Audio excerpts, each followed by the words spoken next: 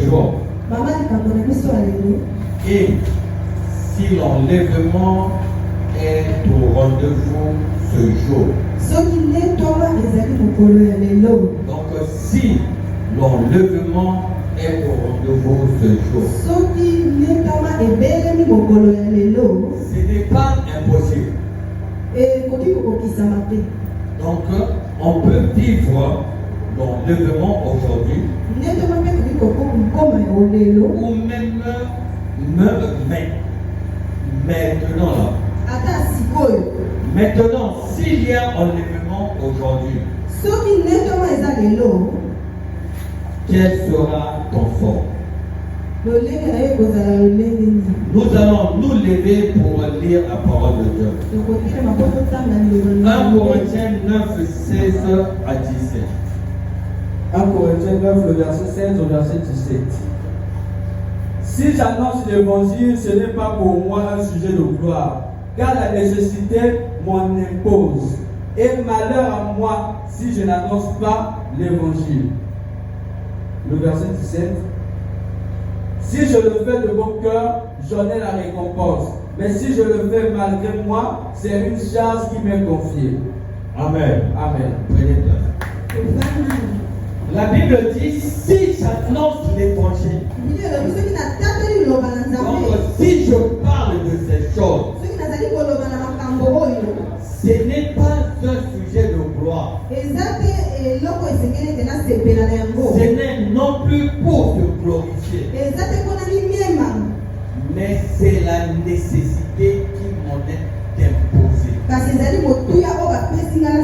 Donc le serviteur de Dieu, on lui impose de parler sur le royaume des cieux. On lui impose de prêcher ces choses. Donc ce n'est pas pour plaire aux hommes ou encore pour nuire aux hommes, mais c'est parce que c'est une charge imposée par l'Éternel. Donc toute personne qui ne prêche pas l'évangile parce qu'il veut plaire aux hommes ne fait pas la volonté de l'Éternel. La volonté de l'Éternel pour les chrétiens, il y a le libre arbitre. Libre arbitre, raison pour laquelle Jésus dit, je dors si quelqu'un ouvre. Mais pour le serviteur de Dieu, cela lui est imposé. Il est dans l'obligation de prêcher l'évangile tel que Jésus avait prêché. Cela est imposé, c'est la Bible. Et malheur à moi si je n'annonce pas l'évangile. En d'autres termes, malheur à tous ceux qui se disent pasteurs, évangélistes, apôtres, prophètes, mais qui n'annoncent pas l'évangile. Et l'évangile, il n'y en a pas plusieurs. L'évangile, c'est prêcher le royaume des cieux. La Bible dit Dieu a tant aimé le monde qu'il a envoyé son Fils unique afin que quiconque croit en lui ne périsse point et qu'il ait la vie éternelle. Donc l'évangile égale la vie éternelle. Donc s'il n'y a pas la vie éternelle, il n'y a pas d'évangile. Prêcher l'évangile, c'est prêcher la vie éternelle. Les à côté, on ajoute. Mais le but, c'est la vie éternelle. Il n'y a pas de but pour l'évangile de Christ. Et lorsque l'on prêche l'évangile, on le prêche parce que cela nous est imposé. C'est l'Éternel qui impose cela. Donc, malheur à moi, si je ne parle pas de l'évangile. J'aurais plusieurs questions à poser. La première question. Quel est le passage qui nous certifie sur le jour de l'enlèvement? Il y en a plusieurs, mais je vais citer un passage. Luc 17, 34 à 35. La Bible dit, je vous le dis en cette nuit-là. Non, on stocke mon collant. Je vous le dis en cette nuit-là. Donc le jour de l'enlèvement, ce jour-là, le jour de l'enlèvement, deux personnes qui seront dans un même lit. L'une sera prise et l'autre laissée. Donc deux personnes sur un même lit, l'une sera enlevée et l'autre va rester. Simplement parce que le salut est individuel. Et la Bible poursuit et dit, deux femmes qui mourront ensemble, l'une sera prise et l'autre laissée. Donc ce jour-là, ça viendra. Qu'on le veuille ou non. Peu importe la volonté humaine, ce jour-là viendra. Parce que Jésus dit, il ne ment point. Ce qu'il a dit viendra. Il a dit, tout passera. Mais ma parole, ce que Jésus a dit, doit arriver. Coûte que coûte. Et que ici, là, c'est Jésus qui parle. Je vous le dis, en cette nuit-là. Donc Jésus confirme que cela va arriver. Donc ceux qui ne croient pas que cela va arriver, suivez cet enseignement. Deuxième question. Qui est ce que l'enlèvement? C'est quoi le jour de l'enlèvement? C'est quoi l'enlèvement des saints? Selon le christianisme, l'enlèvement ou encore le jour de l'enlèvement, c'est la fin de la grâce. Donc le jour de l'enlèvement, c'est le jour où Dieu va retirer la grâce. Donc il n'y aura plus là où le péché abonde, la grâce surabonde. Mais il y aura plutôt le salaire du péché, c'est la mort.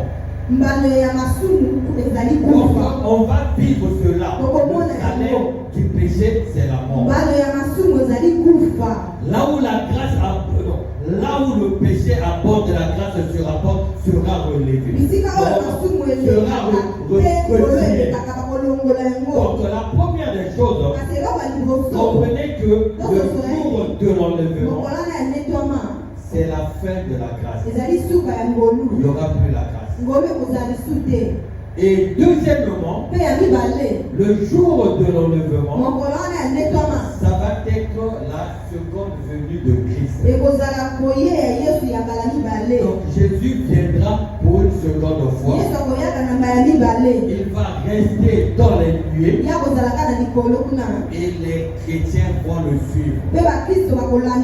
Et comment ils vont suivre le Christ? alors que nous sommes tous des chrétiens,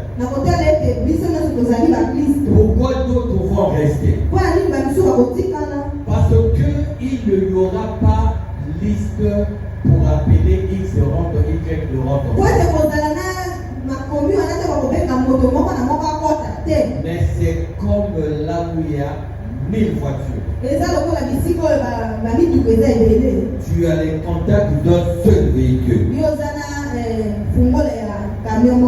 Pour reconnaître cette voiture, tu dois simplement cliquer.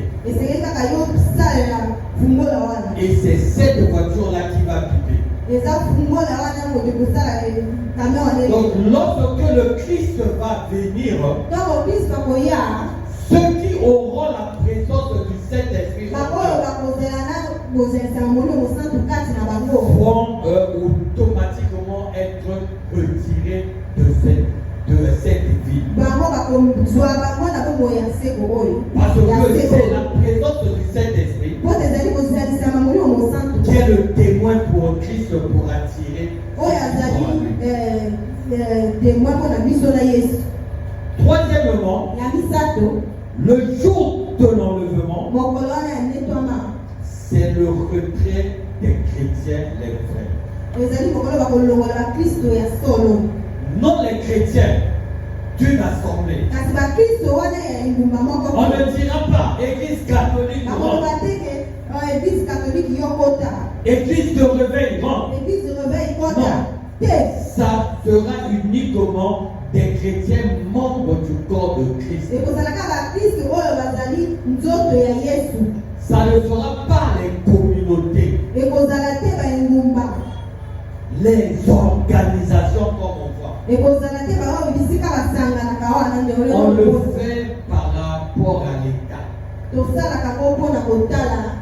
Mais pour Jésus, il reconnaît lesquels sont les membres du corps de Christ. Ce sont ceux-là qui vont être retirés. Le jour de l'enlèvement, c'est le rejet des chrétiens à double vie et des païens. Donc ce jour-là, les chrétiens qui mènent double vie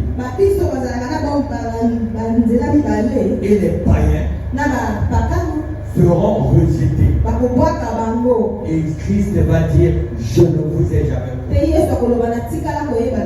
Vous qui commettez l'iniquité. À savoir que il y a différence entre l'iniquité et le péché. Toute personne pêche. Parce que nous sommes dans la chair de péché. L'iniquité, c'est lorsque l'homme se familiarise au péché. Donc lorsque tu éprouves le péché maintenant normal. Mais si tu pêches, tu te relèves, tu continues la marche, vous commettez l'iniquité. Vous vous familiarisez avec le péché. Cinquièmement, le jour de l'enlèvement, c'est la joie des brebis obéissant à la parole de Dieu. Un jour de joie de Dieu. Ils seront dans la joie. Une joie immense. Parce que enfin, ils vont voir Jésus tel qu'il est. Enfin, ils vont comprendre que non, ce n'est pas en vain que moi je me suis privé de certains plaisirs de la chair. Le jour de l'enlèvement, c'est aussi un jour de cri.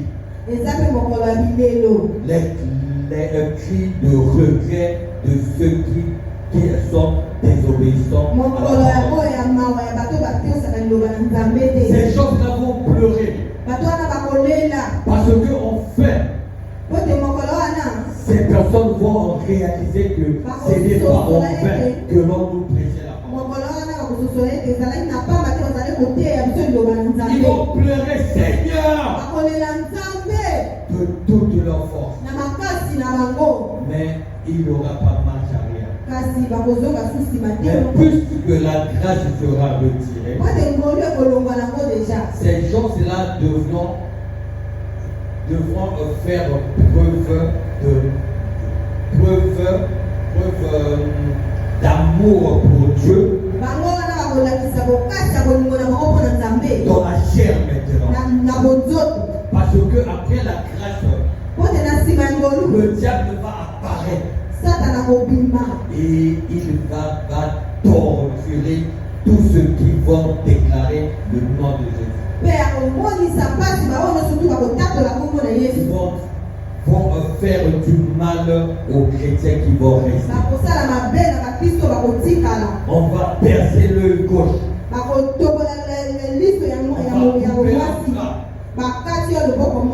jusqu'à ce que tu puisses renier Jésus. Et ton salut sera maintenant le fruit de ta résistance. Tu dois résister malgré tout. À ce moment-là, tu vas mériter le salut. Mais aujourd'hui, on ne mérite pas le salut. On ne mérite pas. Donc, ce n'est qu'une grâce que Jésus a faite. Tu reçois Jésus. Tu mets au nom de ta vie. Tu as le salut. Mais autres eux, ils vont souffrir d'une manière qu'ils vont préférer même mourir. Mais la Bible dit que la mort sera poussée très très loin des hommes. Il n'y aura même pas un suicide. Et les gens vont souffrir simplement pour mériter le salut. Pendant qu'il y a encore la grâce. Donc, bénéficie de la grâce. Mais ne te sépare pas avec le Saint-Esprit. Tu peux, alors s'il arrivait que non, tu attristes le Saint-Esprit, reviens à lui, remets les choses en ordre. Mais lorsque tu attristes le Saint-Esprit, tu ne remets pas les choses en ordre. Une fois, deux fois, trois fois, le Saint-Esprit va finir par quitter. Et c'est là où tu dois mériter ton salut. Troisième question. Quels sont les signes du temps de la fin? Il y en a plusieurs signes. Je vais prendre les bruits de guerre et les guerres. On le voit déjà. Un État qui attaque l'autre État. Ces choses se passent déjà. On va vivre la peste. La peste intelligente. Donc, peste donc maladie. On a vécu le corona. Le corona a des valeurs. Ça veut dire que le corona, lorsque vous soignez ici, change de forme. On vit ces choses. L'on va vivre la montée des sectes. Et on voit ça déjà. Il y a des appels via Internet pour adhérer à des sectes. Il y a même ceux qui s'affichent maintenant, qui s'affichent clairement, l'on voit bien qu'il est appuyé en fait dans le secte. Et toutes ces choses forment les signes du temps de la fin. L'autre signe, les sectes vont s'organiser pour avoir une seule idée. On voit cela, ils disent ainsi nous allons gouverner le monde.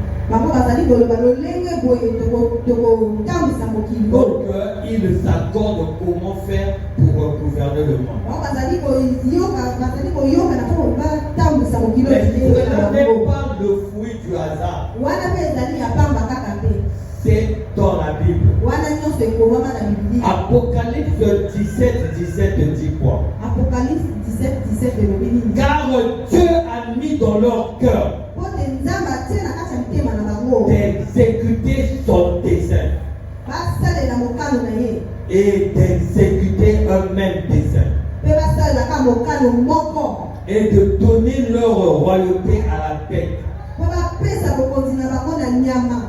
jusqu'à ce que les paroles de Dieu soient accomplies. Donc ces personnes-là vont se réunir, donc les satanistes. On a vu cela au Brésil. Tous ceux qui sont satanistes ont fait leur carnaval. Ce n'est pas le hasard, c'est écrit dans la Bible. Ils vont s'accorder pour agir ensemble. Et que cela, c'est les signes du temps de la fin. On voit aussi, comme signe de la fin, les avertissements de la colère de Dieu. Sur Internet, on voit plusieurs vidéos. Les gens parlent de non, j'étais endormi, j'ai fait la fête du monde. Il y a plusieurs songes pareils. C'est les signes de la don de la fin. Il y a aussi l'officialisation des pratiques abominables.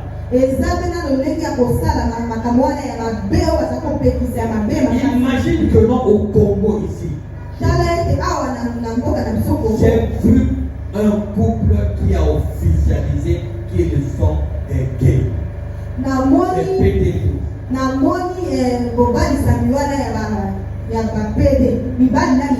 Donc il commence à officialiser ces pratiques.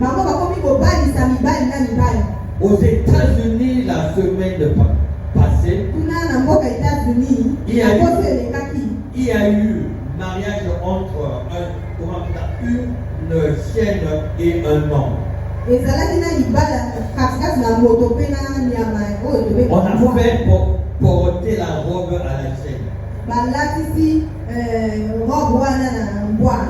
En France, il y a eu radio-trottoir, donc le micro. On a demandé à une femme, pourquoi préfères-tu ton chien qu'un homme réel?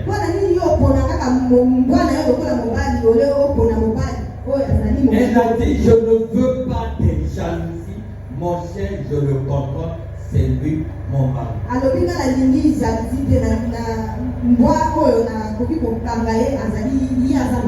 Et après un homme va dire, j'ai préféré ma chienne parce que avec elle je ne fais pas des dépenses hormis le manger.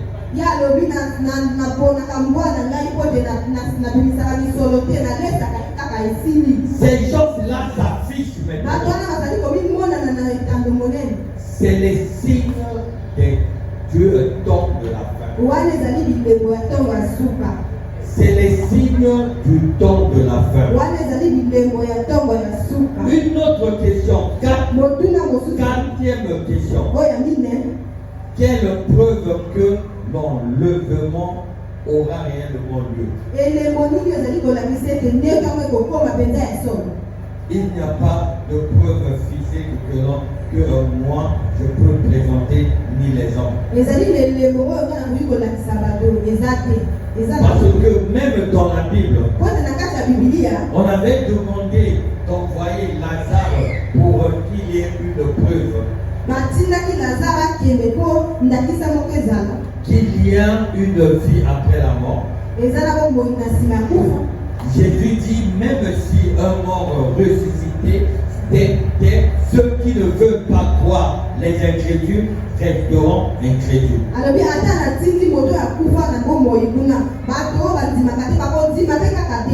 La seule preuve qu'il y aura réellement l'enlèvement, c'est que tout ce que Jésus avait dit il y a plus de 2000 ans s'accomplit.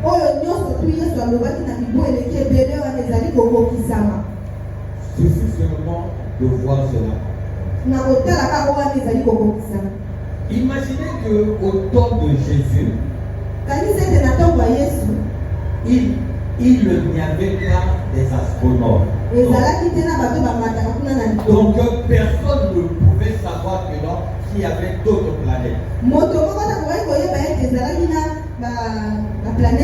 On ne savait même pas que non, la Terre était ronde.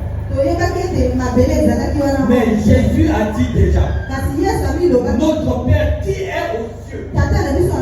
Donc Jésus a dit, il y a plusieurs ciels.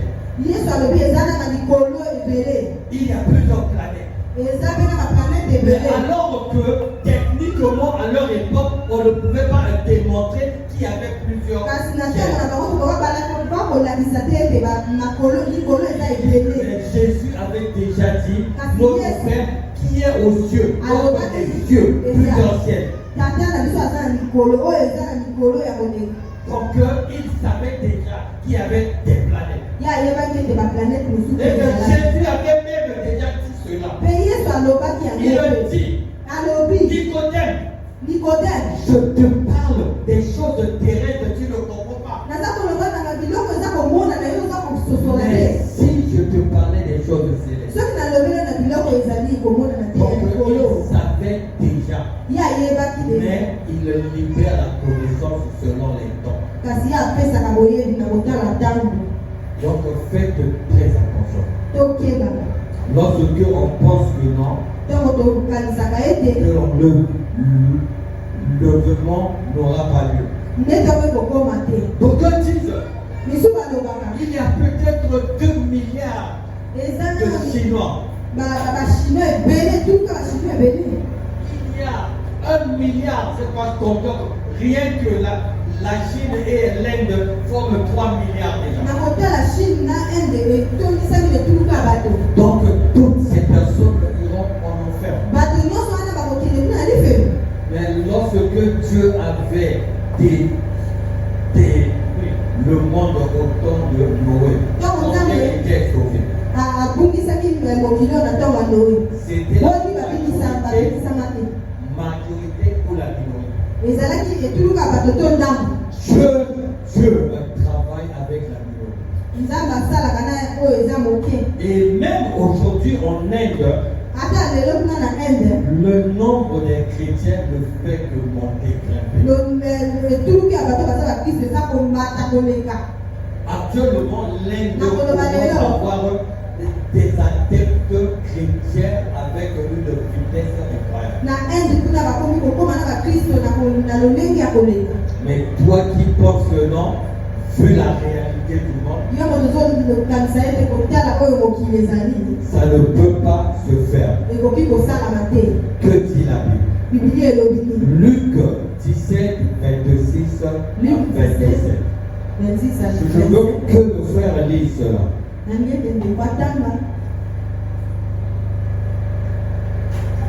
Suivez bien ce que la Bible dit. Luc 17, verset 26 au verset 27.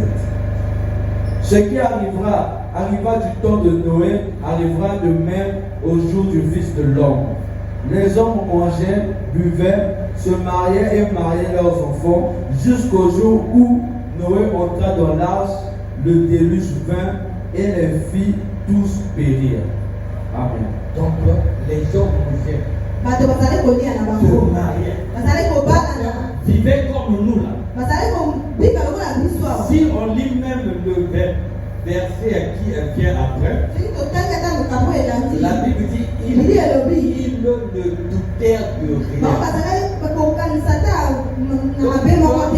Donc, lis le verset suivant. Le verset 28. Ce qui arriva du temps de Lot arrivera pareillement. Les hommes mangeaient, buvaient, achetaient, vendaient, plantaient, baptisaient.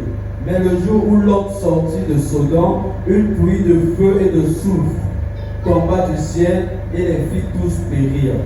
Il en sera de même le jour où le Fils de l'homme paraîtra. Amen. Amen. Donc on cite deux cas. Même lorsque Lot sortait, ces gens-là voyaient Lot sortir.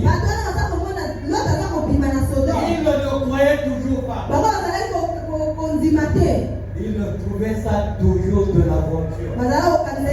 Donc même si Noé rentrait dans l'arche, les animaux venaient. Malgré tout, les hommes ne se doutaient de rien. Et c'est la même chose aujourd'hui. On va avoir notre programme habituel. Chaque matin, je vais au boulot, après je fais ça, je fais ça. Mais les gens seront surpris. Tel que je prêche, il y a eu l'enlèvement. Et d'autres vont rester. Et c'est là où ceux qui vont rester et amèrement leur l'incrédulité vient d'où? Cinquième question. Ça fait déjà plus de 2000 ans que l'on parle de ces choses. Je serai donc certainement mort et parler de la tribulation. Donc tu te dis bon, si cela peut arriver dans 100 ans, je ne serai plus là. Donc je ne vais pas vivre la tribulation. Oui, tu seras épargné de la tribulation. Mais sache-le que tu seras épargné parce que lorsque tu meurs dans le péché, tu vas directement dans le lieu des tourments. Tu souffres déjà.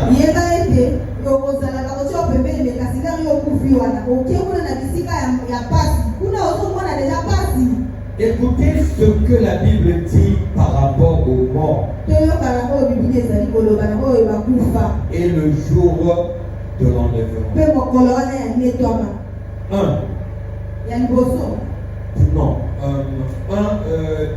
Thessaloniciens 4, 16 à 17. Je vais lire. Car le Seigneur lui-même a un signal donné à la voix d'un archange Et au son de la trompette de Dieu, descendra du ciel. Et les morts en Christ, on précise les morts en Christ. Donc je bois, je meurs, je ne bois pas, je meurs. Mais je meurs avec quel statut? Est-ce que tu meurs comme mort en Christ? Ou bien mort païen? La Bible précise bien. Et les morts en Christ ressusciteront. Donc les morts en Christ ne sont pas traités comme les autres morts. Raison pour laquelle on écrit souvent que ton âme repose en paix. Ce n'est pas ton souhait qui va faire que son âme repose en paix. L'âme ne peut reposer en paix que si tu es mort en Christ. Si tu n'es pas mort en Christ, on peut demander 10 000 messes. On peut faire 7 milliards de souhaits que ton âme repose en paix.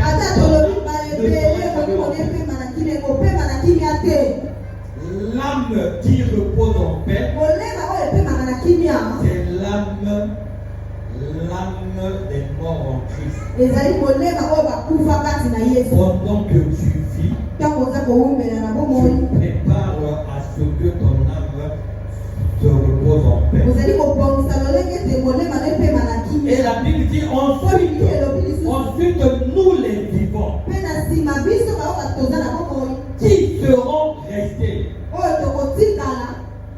nous serons tous ensemble enlevés avec eux sur les nuées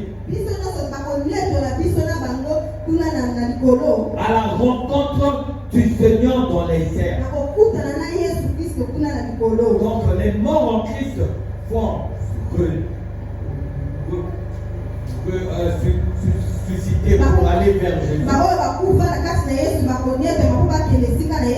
Et les vrais chrétiens aussi. Donc personne qui a servi Jésus ne sera délaissé. Sixième question. Quels seront les critères de sélection?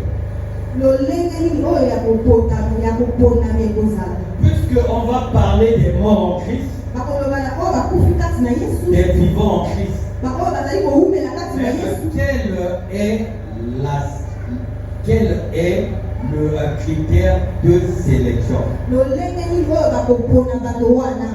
Quel critère de sélection? Ce n'est pas moi qui ai défini les critères, mais c'est la Bible. Tu vas lire Matthieu 7, 21. Jésus cite un seul critère. Et moi, je m'arrête seulement sur ce critère. 7, 21. Matthieu 7, verset 21. Ceux qui me disent Seigneur, Seigneur, n'entreront pas tous dans le royaume des cieux, mais celui-là seul qui fait la volonté de mon Père qui est dans les cieux. Donc le seul critère, c'est dans Matthieu 7, 21. C'est faire la volonté de Dieu. Jésus ne cite pas d'autres critères. Le seul critère pour être mort en Christ ou encore vivant en Christ, ce n'est que faire la volonté de Dieu. Et Jésus s'arrête là. Donc si tu ne fais pas la volonté de Dieu,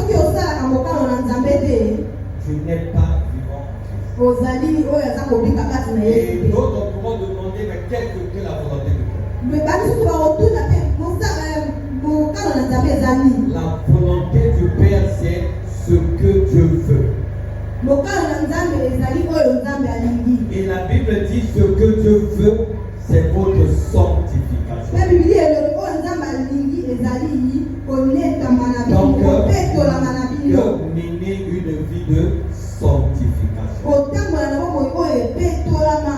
Et les gens négligent la sanctification. Parce que les gens se laissent emporter. Imaginez que Jésus, avant d'être enlevé, il le dit, Père, sanctifie-leur par ta vérité, car ta parole est la vérité. Pourquoi Jésus n'a pas dit, Père, fais-leur miséricorde, accorde-leur la grâce, donne-leur de la richesse, donne-leur des guérisons, les dons de miracles. Jésus a dit, Père, sanctifie-les par ta vérité, car ta parole est la vérité. Que la seule chose qui compte pour Dieu, c'est la sanctification. La Bible dit, sans la sanctification, nul ne verra Dieu. Donc la seule chose, la seule richesse que l'homme peut avoir, c'est la vie de sanctification. Et la vie de sanctification, c'est un péché par occasion, péché par accident. Donc ça arrive, bon, tu as péché. C'est ça la sanctification. C'est le crainte de Dieu et le péché que par accident. Donc tu ne péches pas parce que tu le veux. Tu pèches simplement parce que tu as la chair humaine. Mais et non que tu demeures dans le péché. Septième question. Que va-t-il se passer après l'enlèvement? Je ne vais pas commenter plus qu'il y a beaucoup de choses. Mais il y aura premièrement la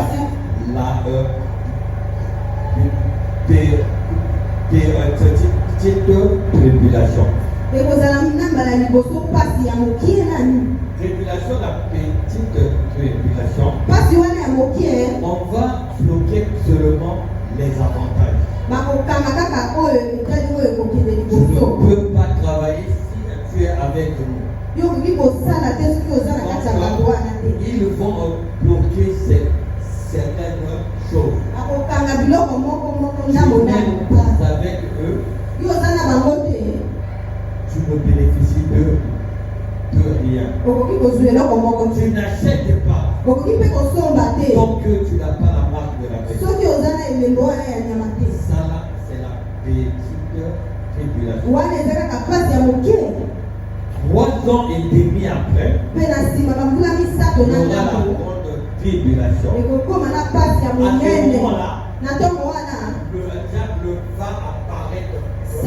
Tout le monde va voir. Les gens vont voir le diable. Or, la petite tribulation sera gérée par l'Antichrist. Donc, le représentant du diable. Dans la grande tribulation, le diable lui-même va apparaître. Aujourd'hui, les gens sont heureux. Il y a les GPS. Tu peux voir chaque coin du monde sur Internet. Mais c'est les signes de la fin. Parce que les chrétiens vont fuir dans les forêts. Et c'est à base des GPS très développés qu'ils vont retrouver ces personnes-là. Donc tu pourras fuir vivre dans le forêt. Il y aura des GPS intelligents. Donc il y aura la petite et la grande clé. Et après cela, il y aura ce qu'on appelle le jugement dernier. Et le jugement dernier, ce n'est plus le diable qui va faire le mal. C'est Dieu lui-même qui va imposer le mal. Il va prendre des gens, jeter dans le feu. Donc c'est Dieu lui-même qui va le faire. Il va vous demander pardon. Jésus va dire, ici je suis juge, je ne suis plus avocat.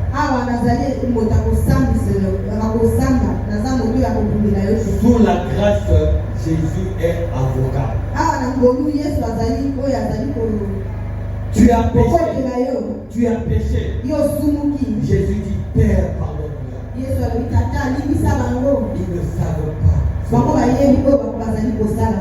là, c'est Jésus qui est avocat. Mais après, Jésus sera juge. Dernier verset, dernière question. Dernière verset. 8e question. Que deviendra cette planète Terre? Cette planète ici. Il deviendra quoi? Après le jugement dernier. On va lire cela dans le livre d'Apocalypse 21, 1 à 4. 21, 1 à 4. La Bible dit, puis,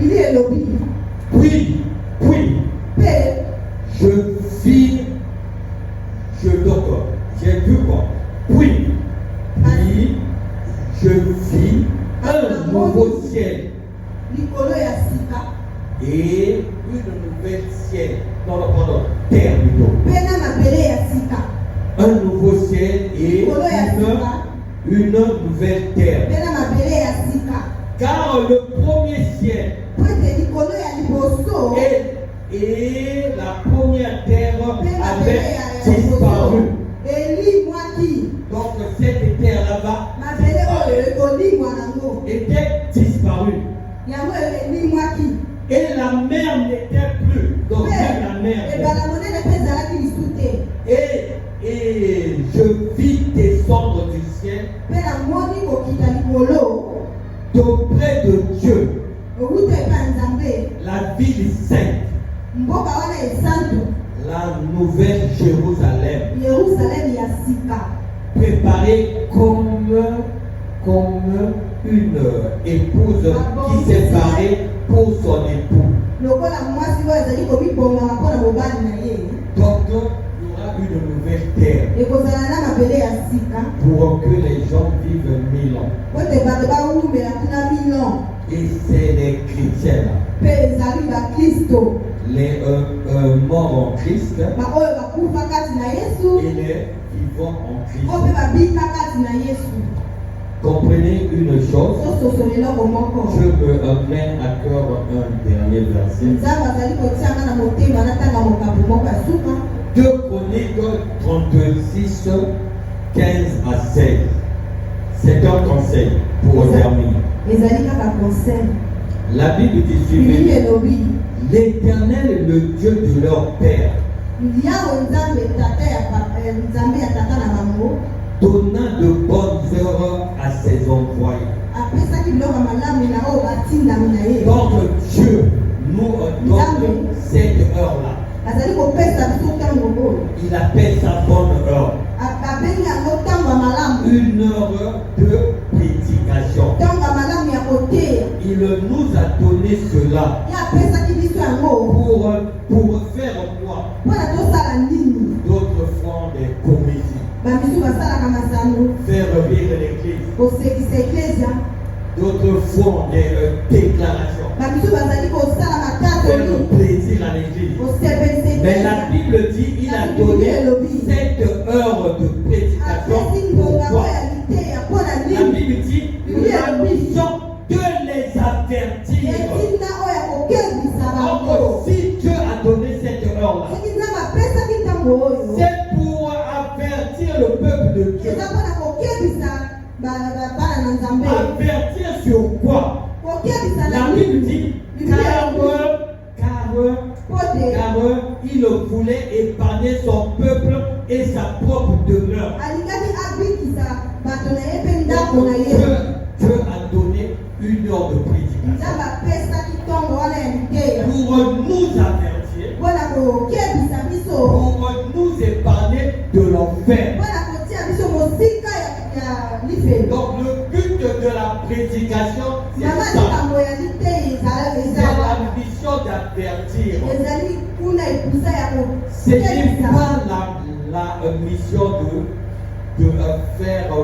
faire plaisir à l'église.